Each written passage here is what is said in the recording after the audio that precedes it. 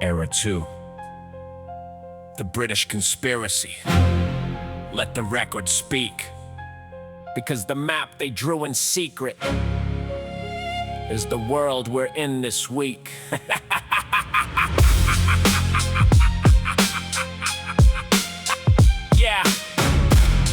Yeah. Haha.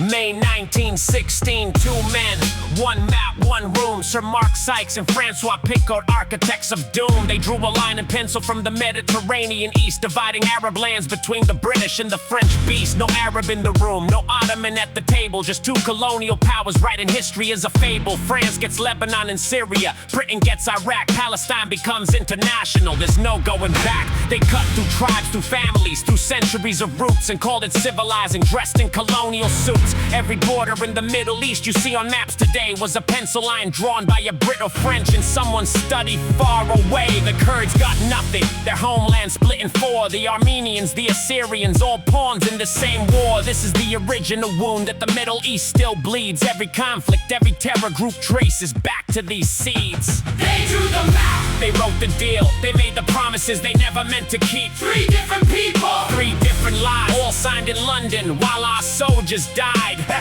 This is how you break a civilization, not with a sword, with a pen and deliberate patience. McMahon writes to Hussein, revolt and you'll be free. An Arab kingdom, independent, that's our guarantee. Hussein believed it, he was Sharif of Mecca, guardian of the Holy Land, a man of faith who trusted a colonial handshake and a plan. Same year, Balfour writes 1 letter, 70 words of fire, a homeland for the Jewish people, Britain's next desire. But Palestine belongs to Palestinians, Arab, Christian, Jew, who gave Britain the authority to give away what wasn't theirs to do. And Sykes-Picot in the background, France gets what Arabs were promised. 3 deals, 3 contradictions, every single one dishonest. The Arabs fought for British gold and Lawrence at their side, thinking freedom was the destination. It was colonialism in disguise. When the war was won and the dust had cleared and maps were being drawn, Hussein got nothing. His Arab kingdom was gone before the dawn. The British gave his sons 2 thrones, Iraq and Transjordan as a prize. Puppet kings on puppet thrones. Liberation in disguise. they drew the map, They wrote the deal, they made the promises they never meant to keep. 3 different people, 3 different lies, all signed in London while our soldiers died. Haha, this is how you break a civilization, not with a sword, with a pen and deliberate patience.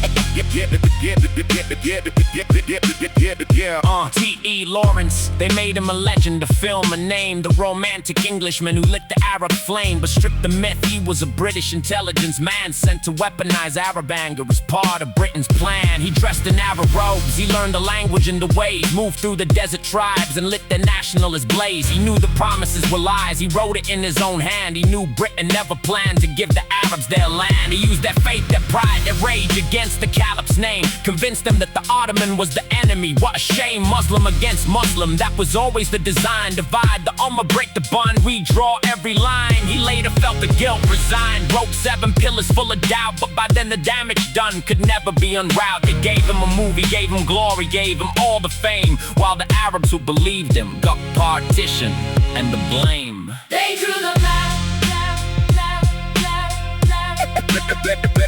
they drew the map, they